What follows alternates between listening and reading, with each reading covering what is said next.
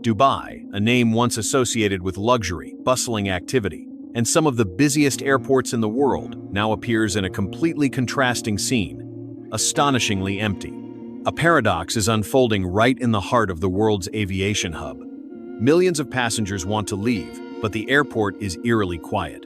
The ticket counters are suffocating with desperate calls for help. The electronic board is filled with canceled flights.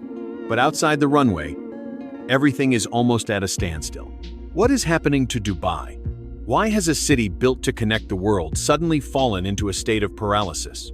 And more frightening, is this just a temporary disruption, or a sign that the entire transportation system in the Middle East is entering an unprecedented crisis? This video is not just about empty airports or canceled flights.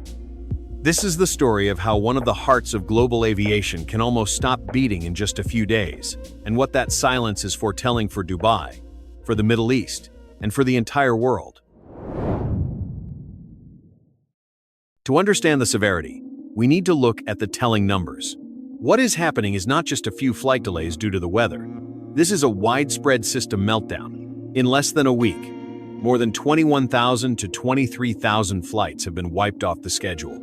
Imagine, every day thousands of airplanes that were supposed to take off, carrying dreams, jobs, and reunions, now lie still on the runway like huge, soulless blocks of metal. A vast airspace covering at least 10 countries in this region has simultaneously announced closures or maximum flight restrictions. From Jordan, Lebanon to Iraq, the sky, which was once filled with flight routes connecting Asia and Europe, is now so empty that on the Flight Radar 2.4 app, you only see a vast white area, as if life has vanished from the aviation map. But the real shock lies in Dubai, the place dubbed the world's train station. Dubai International Airport, DXB, recorded a record drop of up to 85% in flight volume. A hub that once served nearly 90 million passengers each year now only echoes with the footsteps of security personnel in its waiting halls. Why is this so terrible? Because Dubai is not just a destination, it is the lifeblood. When Dubai sneezes, the entire global aviation system catches a fever. In just a few days, one of the largest aviation hubs on the planet almost disappeared from the global travel map.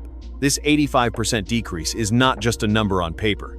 It is equivalent to Dubai losing the ability to connect with over 100 different cities around the world for every hour that passes. Millions of tons of goods serving the global supply chain, from electronic components to medical supplies, are stuck in the scorching desert warehouses with no way to circulate. The feeling of this is big starts to sink in when you look at the chart of the locked-down airspace. It is no longer a local crisis, but a harsh domino effect.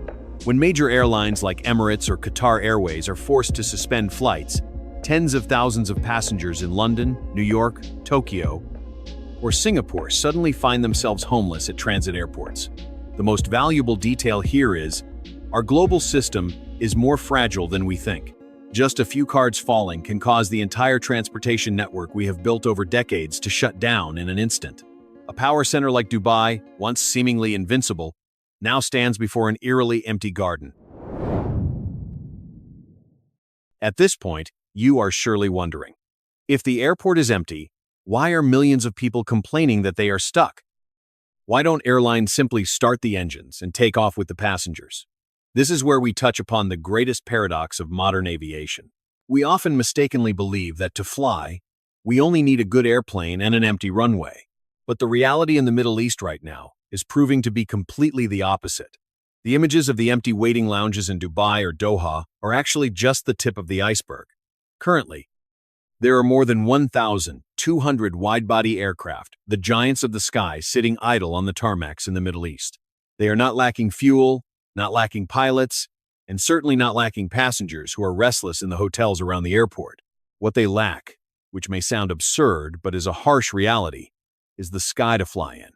Imagine the airspace as high-altitude highways. When 10 countries close their skies, these highways are immediately barricaded. A plane taking off from Dubai wanting to go to London cannot just fly straight. It needs a safe corridor.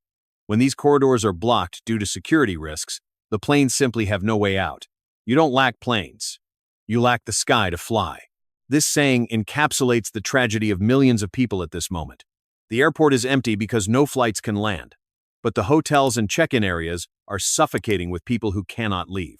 It is a haunting contrast. The deathly silence on the runway is in stark opposition to the chaos, the cries, and the weary faces inside the closed waiting lounges. Did you know that, to avoid the closed airspaces, a regular flight from Dubai to Europe now has to take detours of up to 4,000 kilometers? This not only increases the flight time by an additional 5 to 7 hours, but also incurs an extra fuel cost of about $60,000 for each takeoff. With such a staggering increase in costs, canceling flights sometimes becomes the only option for airlines to avoid going bankrupt overnight. Most of us usually think the operation system is very simple. Buy a ticket, get on the plane, and arrive at the destination. But what few people pay attention to here is the aviation industry is an extremely sensitive political and geographical network. Just one knot in the Middle East tightening can halt the entire flow of human movement. Dubai Airport at this moment resembles a gigantic waiting room of the world, where people are trapped in an indefinite wait. They call it the ghost hub, a ghost center, where every 5-star amenity becomes meaningless when the jet bridges leading to the planes only lead to a dead end. An unprecedented statistic has just been revealed. The number of homeless passengers at transit points in the Middle East has peaked at 3.5 million people within just 72 hours. This could be a silent crisis within the luxurious glass-clad buildings, where money sometimes cannot buy a ticket to leave, simply because the skies have been tightly locked. If there is a place that most clearly shows the feeling of everything coming to a halt, it is Dubai. A city once defined by movement, the movement of people, of money, of tourism, of ambition, now finds itself in a state of near standstill. The highways that used to be congested with traffic during rush hour have become empty. No more honking horns. No more hurried crowds. Only the long lanes remain, with no one walking. And here is the noteworthy point. Dubai once had roads where people lost up to 72 hours each year due to traffic congestion. A city that was once overcrowded is now empty. Look at Jumeirah Beach Residence, JBR, or the luxurious beach clubs that were always fully booked. Now they are just rows of empty sunbeds under the scorching sun. No more thumping music. No more supercars lined up growling down Sheikh Zayed Road. A city that thrives on the constant flow of people and money now feels like a giant machine that someone has suddenly unplugged. According to the latest reports, revenue from tourism and entertainment services in Dubai has evaporated by more than 250 million USD per day since the crisis began. The occupancy rate at the iconic 5-star hotels has plummeted from 90% to less than 15%. For the first time in history, the desert is encroaching back into the streets that were once never asleep. But behind the dry economic numbers are human tragedies that truly touch the heart. Amid the splendor of Dubai, there are hidden corners that the media lens rarely touches. That is the image of hundreds of migrant worker families and budget tourists having to take temporary shelter right in the underground parking lots of shopping malls. Why? Because the canceled flights mean they no longer have money to pay for the expensive hotel rooms, and they also cannot leave. A detail that makes anyone ponder. In the temporary housing areas, many parents have to cover their children's ears whenever there are strange noises from the sky. They lie to the children, saying it's just thunder or fireworks from some festival, to hide their fear of the explosions and the instability shaking the neighboring airspace. Dubai was designed to be a paradise, not a refuge. This contrast is truly remarkable. On one side, you have the Burj Khalifa Tower still shining brightly, and on the other side, you have deserted streets where even the delivery people have no orders to fulfill. Dubai was not designed to be silent. The identity of this city is movement. When the movement stops, Dubai loses its very soul. Another staggering statistic. The volume of traffic on the main roads in Dubai has decreased by up to 70%. Ride-hailing apps have recorded drivers waiting up to 4 hours just to get a single fare. Dubai today resembles a gigantic architectural museum without visitors, a future city trapped in a stagnant reality. The crisis is not just about losing a vacation. It is a mother having to count every single penny to buy milk for her child while waiting for a flight that will never arrive. It is the small businesses that once took out loans to invest, now watching their enterprises vanish into thin air because the streets are deserted. Prosperity is something very fragile. Dubai has shown the world that they can build the unimaginable, but they are also revealing a harsh scenario. When the outside world closes its doors, even the most dazzling oasis can become lonely and cold. In an ideal world, we like to think that when a crisis strikes, everyone is equal. But the reality at Middle Eastern airports right now is a slap in the face to that notion. When the skies closed and millions were stranded, an underground market of survival began to emerge.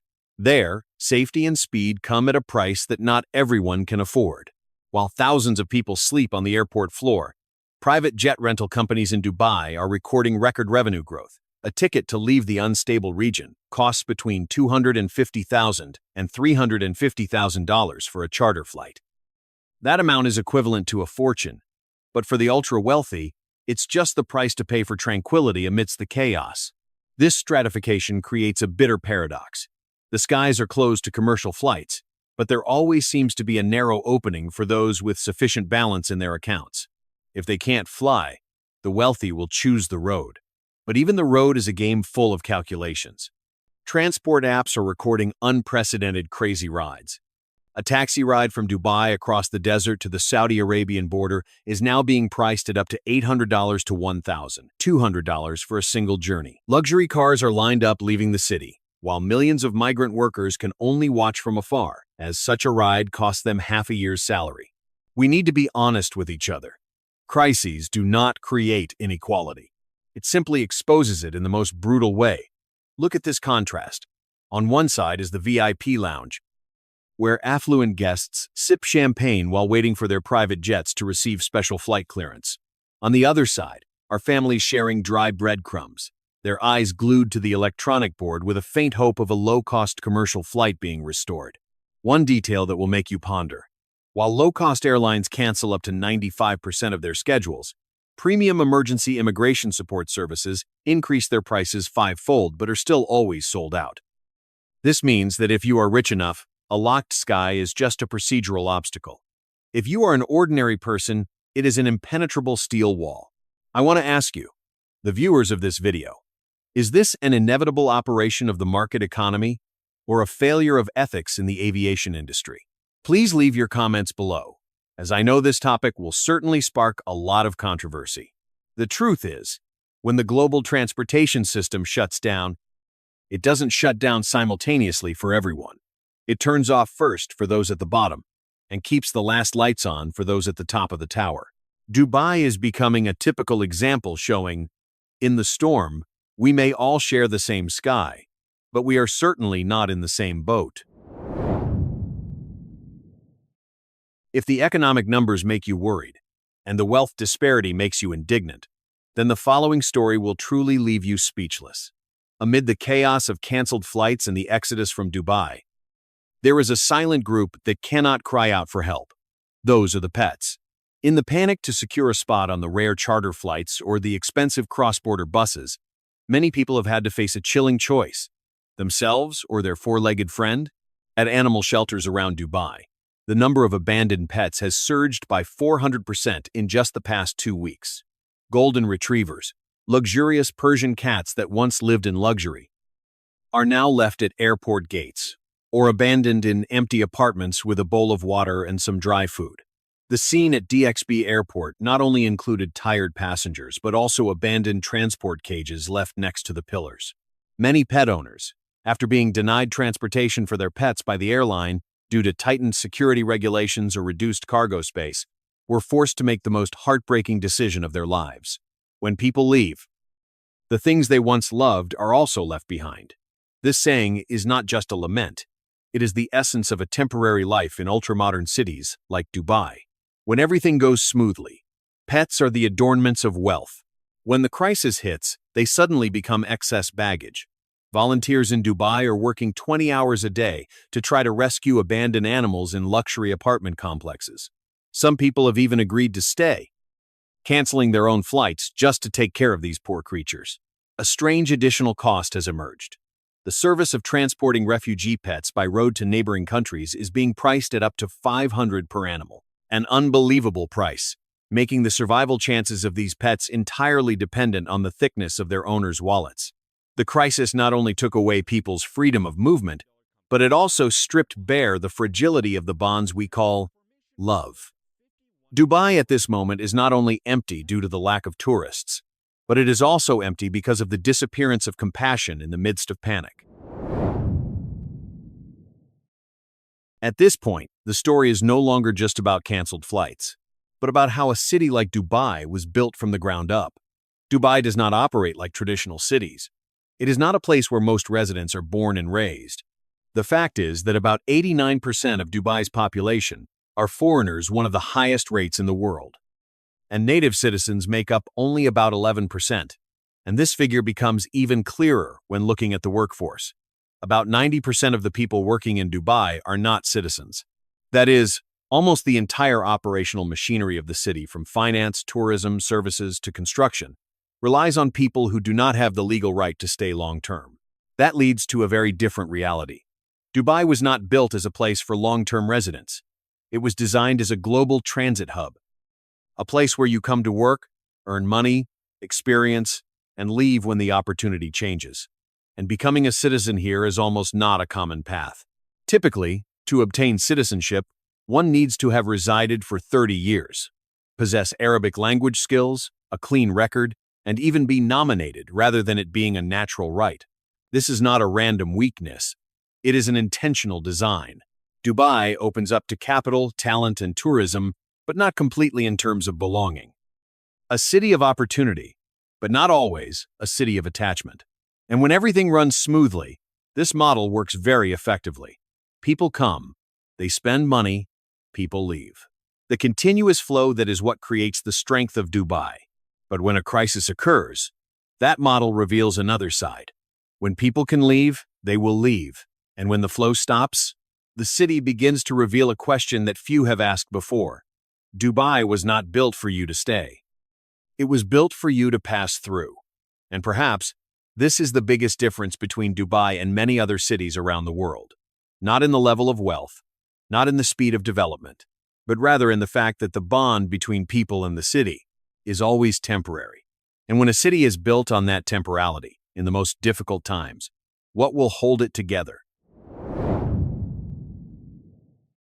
To predict the future of Dubai after this crisis, we must look back to the past, specifically to 2020, the time when the COVID-19 pandemic pressed the global pause button.